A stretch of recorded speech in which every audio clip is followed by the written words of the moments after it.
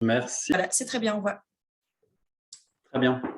Alors, comme Manuela vient de le dire, je suis là pour vous présenter les résultats d'une recherche qui ont été menée dans notre institution Unidistance. Je commence direct par un disclaimer. Attention, les résultats de Unidistance ne sont pas forcément révélateurs des résultats ou des vécus qui ont pu être vécus dans d'autres universités.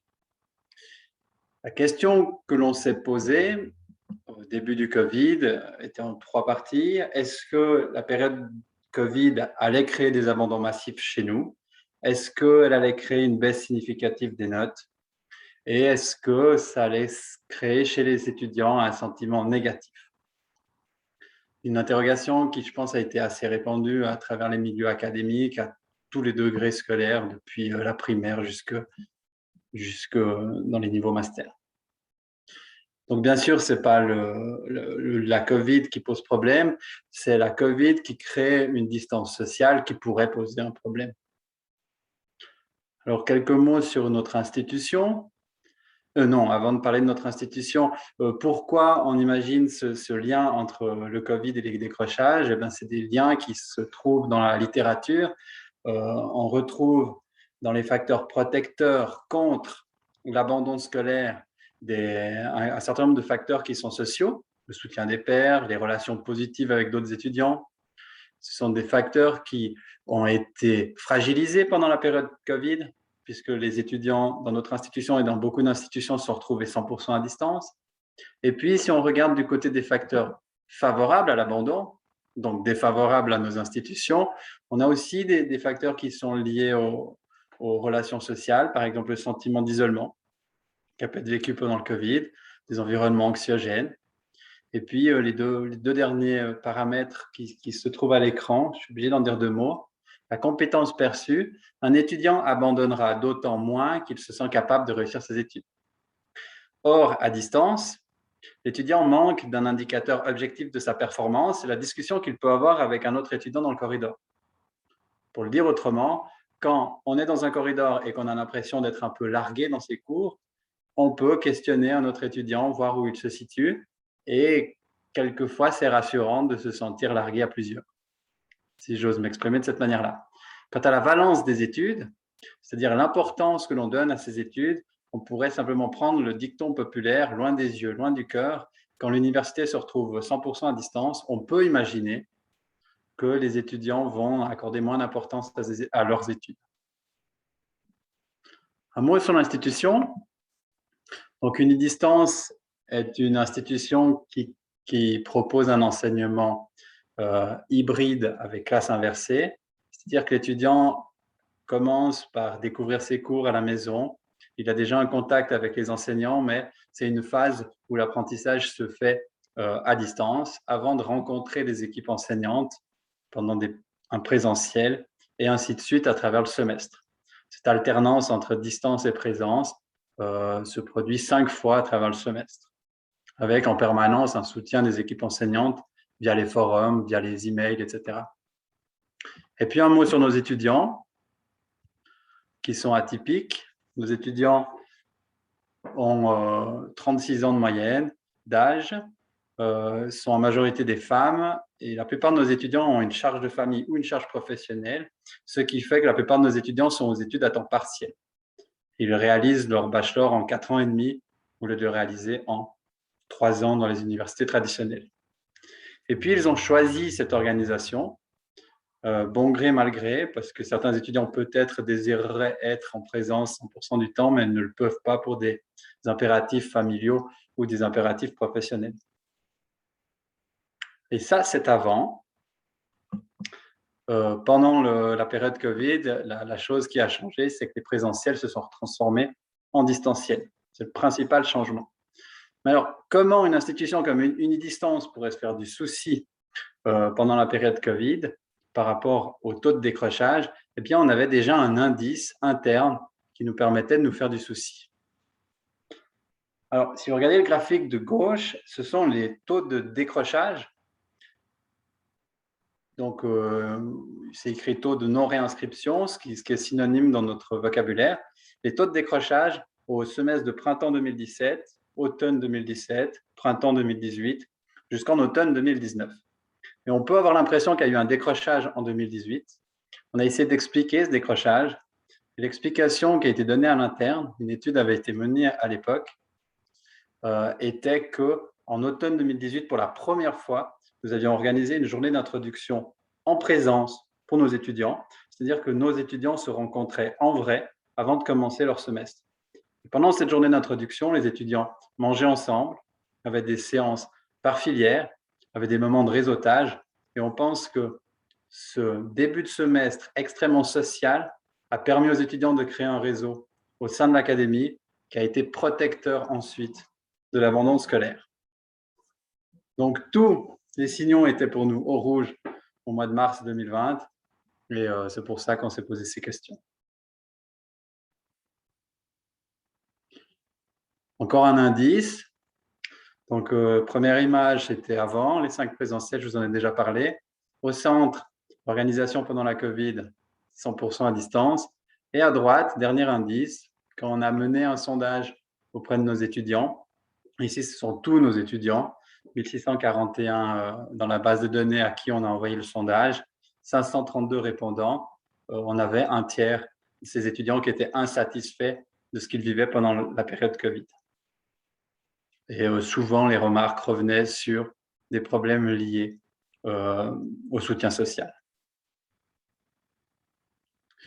Pour répondre à notre question, nous avons 3 sources d'indices.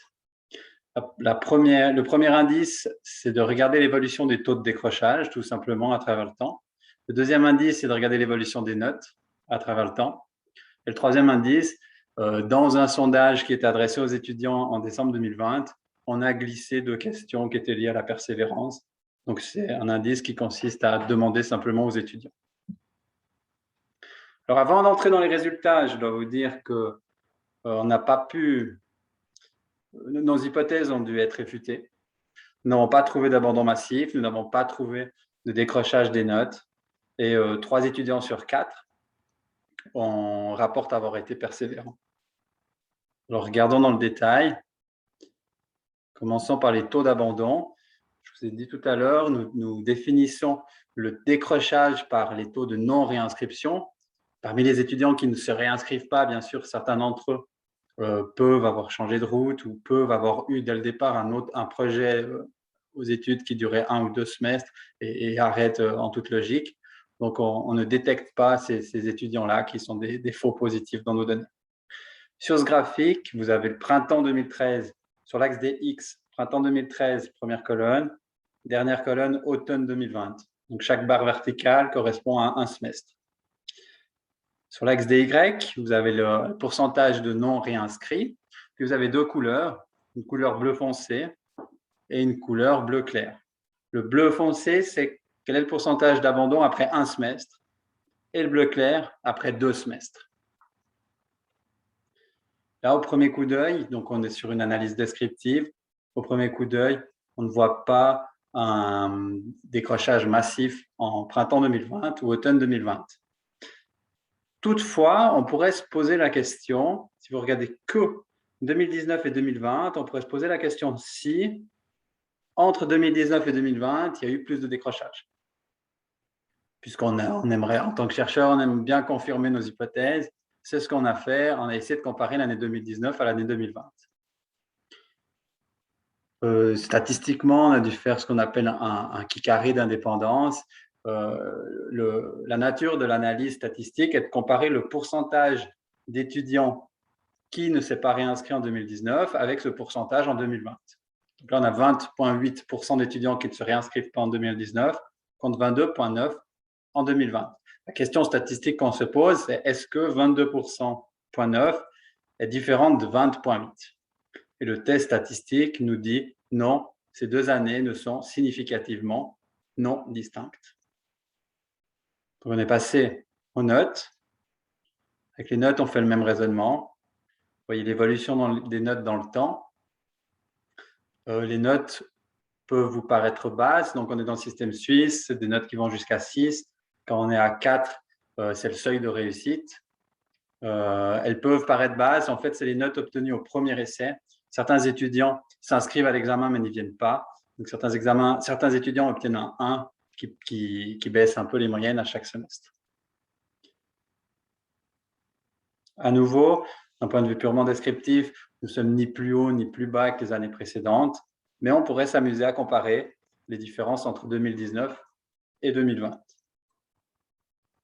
Là, vous avez les moyennes au semestre en première année de bachelor. Peut-être que je n'ai pas assez insisté. Notre étude porte sur le premier semestre de bachelor. On voit qu'entre 2019 et 2020, une légère augmentation de la note qui n'est significativement non distincte. Ici, on n'a pas pu faire un qui carré d'indépendance pour une question de distribution de nos données. On a fait un U de Mann-Whitney. Mais le principe est le même. Il y a une puissance statistique qui est moins forte, mais les résultats sont les mêmes. Dernier type d'indice, ce sont les réponses des étudiants. Donc, la première question qu'on pose aux étudiants, c'est « Avez-vous persévéré durant ce semestre ?» sur une échelle de Likert qui va de « J'ai abandonné dès le départ » jusqu'à « Oh non, je ne vois plus ce que j'ai écrit, je me suis investi bien au-delà de ce qui m'était demandé. » On a classé les données en deux groupes. Depuis 7 jusqu'à 9, j'ai été très persévérant jusqu'à je me suis investi bien au-delà de ce qui m'était demandé. Nous avons 3/4 des étudiants. Deuxième groupe, entre 4, c'est-à-dire un peu plus que j'ai été peu persévérant, jusqu'à 6, 26% des étudiants. Tout à gauche, ce n'est pas étonnant si nous avons très peu de personnes, puisque le questionnaire a été donné au mois de décembre. Donc, au mois de décembre, on peut s'attendre à ce que les étudiants qui aient abandonné dès le départ ne répondent pas au questionnaire. Ils n'appartiennent plus à notre échantillon. Question suivante, qui est vraiment directe. Est-ce que la période Covid a eu un impact négatif sur votre persévérance?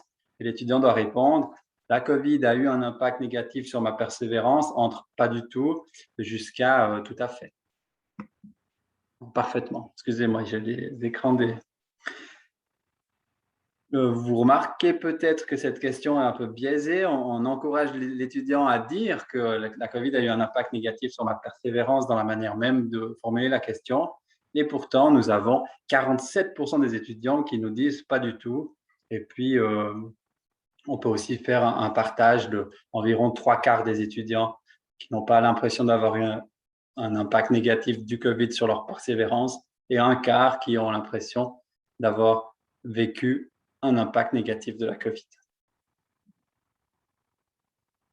Donc, on revient à nos hypothèses de départ. C'était un peu particulier d'arriver sur ces résultats. Au départ, on est un peu déçu en tant que chercheur, réjoui en tant qu'institution. Et puis, en fin de compte, on peut remplacer nos croyances par, nos hypothèses pour en faire des croyances. La période Covid a créé des abandons massifs et chez nous, à une distance, une croyance. Est-ce que la période Covid a fait baisser drastiquement les notes? C'est aussi une croyance pour l'institution unidistance. Et les étudiants ne sont pas massivement en train de se plaindre de cette période. Ce qui est intéressant, c'est de se poser la question. Ça, c'est une petite parenthèse qui est importante d'être faite. Nous ne disons rien sur les trajectoires particulières des étudiants. Tout notre travail repose sur des tendances centrales. Il est évident que certains étudiants ont souffert de la période et que certaines trajectoires ont été impactées. Alors, pourquoi nos étudiants ont si bien résisté à cette période? On pense qu'il y a deux grandes familles de raisons. La première, c'est simplement les caractéristiques de nos étudiants. Ils s'attendent à être à distance. Le simple fait de s'attendre à être à distance les rend plus résistants à la distance.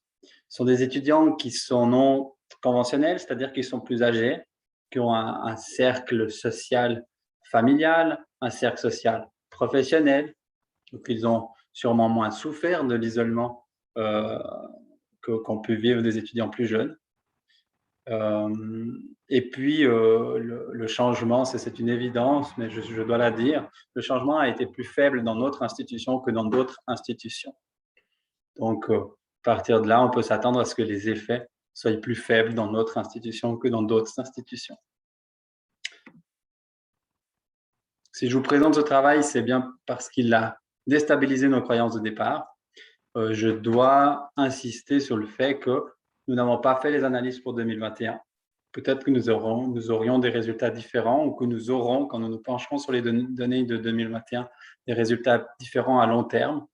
Et puis, j'insiste encore une dernière fois, nous ne disons rien sur les universités traditionnelles. Merci pour votre attention. J'ai 3 minutes d'avance. Magnifique, ça veut dire 3 minutes de plus pour les questions ou les remarques, éventuellement du public. Est-ce qu'il y a l'une ou l'autre personne qui aurait d'abord soit une question d'éclaircissement ou alors qui voudrait intervenir pour poser une question à Ambroise?